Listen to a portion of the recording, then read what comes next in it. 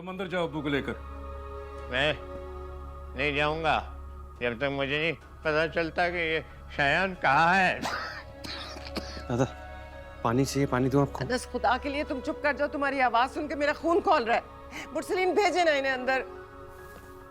तुम अंदर जाओ, अब्बू को लेकर फौरन अंदर जाओ। जाओ। मैं ही चली जाती हूँ यहाँ से। जब तक मुझे नहीं पता लगता। आपने जो करना था ना अब्बू, आप कर चुके हैं। मुझे अपने बेटे की खबर लेने दें प्लीज।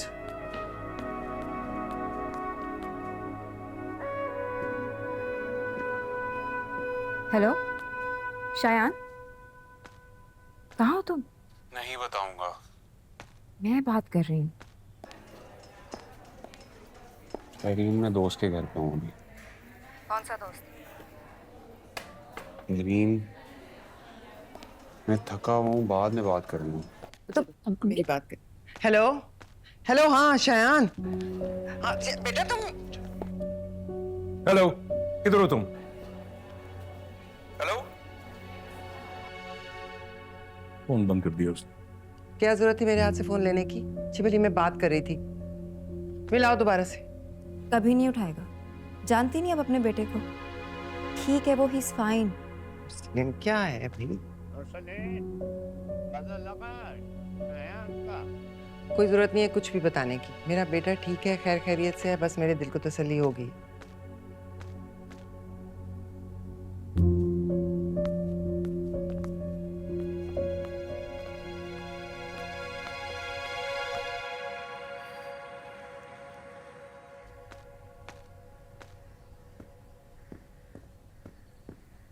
अब्बू नाश्ते में 2 कप चाय पीते हैं क्या? ये उनका नाश्ता है ना? मेरे और दादा दोनों का वो यूनिवर्सिटी के लिए लेट हो रहा था इसलिए था। क्या कहते हो तुम? शायान नाश्ता कर चुका होगा। मेरा बेटा घर से बेघर हो गया और यहाँ तुम लोगों को नाश्तों की पड़ी। ठीक है भाई, ठीक है, जाओ करो नाश्ते।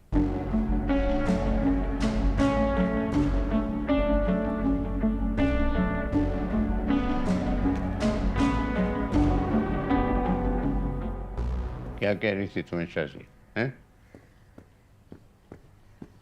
शायान का कुछ पता चला है? मुझे नहीं पता दादा। हालात ठीक नहीं है। ये लोग जो हैं ये माल की खातिर अपनी जान भी दाव पे लगा देती।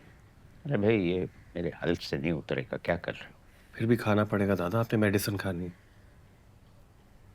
क्या? मुरसलीन को जाके बुलाओ, उसको पता होना चाहिए किधर है शायान। आया सूर्या। उसका बेटा नाराज होकर घर से भागा हुआ, वो बैठा हुआ सो रहा है। ताया को पता है शायान का और वो खैरियत से। पता है शायान का, और मुझे उसने नहीं बताया। सारी रात मैं नहीं सोया, खून खुश्क हो गया मेरा। आपको नहीं मारना चाहिए था ना उसे। मैंने उसको कहाँ मारा है भाई? मैं उसे रोकता नहीं, वो तुम्हें पीटता। लिहाज ही नहीं है उसमें, उसका ये तरीका बचपन से रहा। मैं मार खा लेता, आप तो इतने परेशान। क्यों मार खा लेते? तुमको बच्चे नहीं हो, जवान लड़के हो, क्यों खा लेते तुम मार? हैसियत वही है मेरी अभी तक।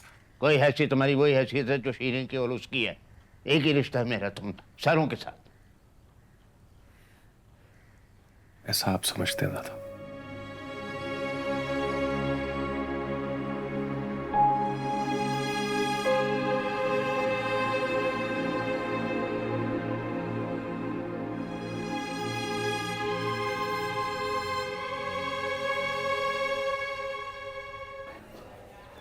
लास्ट सेमेस्टर में भी अब्बू की बीमारी की वजह से ज़्यादा कोर्सेज नहीं ले सकी थी।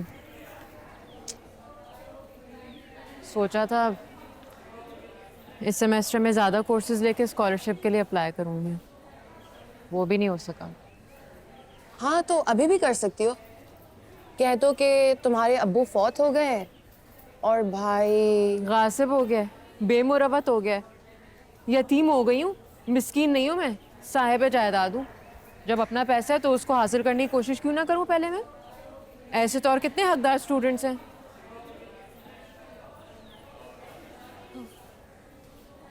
यार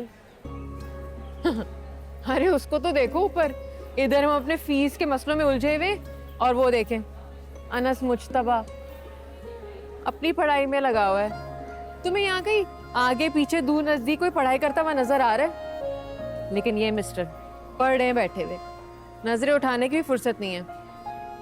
तो पता है, इसका शुमार उन स्टूडेंट्स में होता है जिनको पब्लिशर का एड्रेस भी पता होता है। मुझे तो लगता है ये वॉशरूम में बैठ के भी पढ़ाई करता होगा।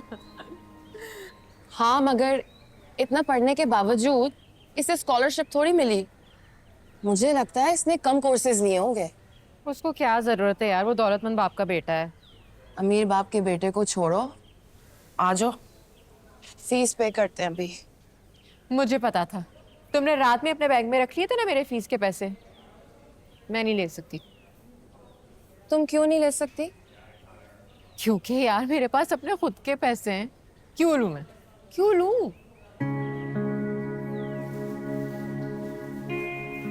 पता है, जब अब्बा ने मुझे घर में से बराबर का हिस्सा लिखकर दिया था ना, तो मुझे बहुत अजीब लगा। बेटी का तो एक हिस्सा होता है, फिर ये आधा आधा कैसे? और तब मुझे लगा था कि अब्बा ओवर थिंकिंग कर रहे हैं, मगर आधा आधा? बेटियों का एक हिस्सा होता है अब्बा, आप बराबर क्यों बांट रहे हैं? बिल्कुल ठीक कह रहे हैं। बेटियों का जहेज होता है और जायदाद बेटों की। जहालत की बात है ये। जहेज, जहेज एक तोहफा होता है, विरासत उसका हक होता है और बेटी एक फर्ज होती। दे देना इसे इसका हक, कौन छीन रहा है इसका हक? मगर उतना दें जितना देना होता है। बराबर क्यों लिखा है? छोटी है, छोटी है ये भी, पढ़ने लिखने का शौक है इसको। मेरी उम्र इतनी नहीं है कि इसको पढ़ा सकता, लिखा सकता, इसकी शादी कर सकता। तो मकान की किराए को आधा आधा बांट लिया करना, उससे अपनी तालीम पूरी करने की। और तुम अपने ऊपर खर्च कर लिया करना। जब शादी का वक्त आए तो बेच देना उस घर को, उसके हिस्से से इसकी शादी करना। जो पैसे बच जाए वो इसके हवाले कर लेना। तुम्हारा बोझ बांट रहा हूं, जानता हूं बहुत छोटी छोटी जिम्मेदारियां। साचा साचा प्यार मेरा हो रहा है, दिल भी तेरा, रंग ये जिसको लगा है वो सतरंगा हुआ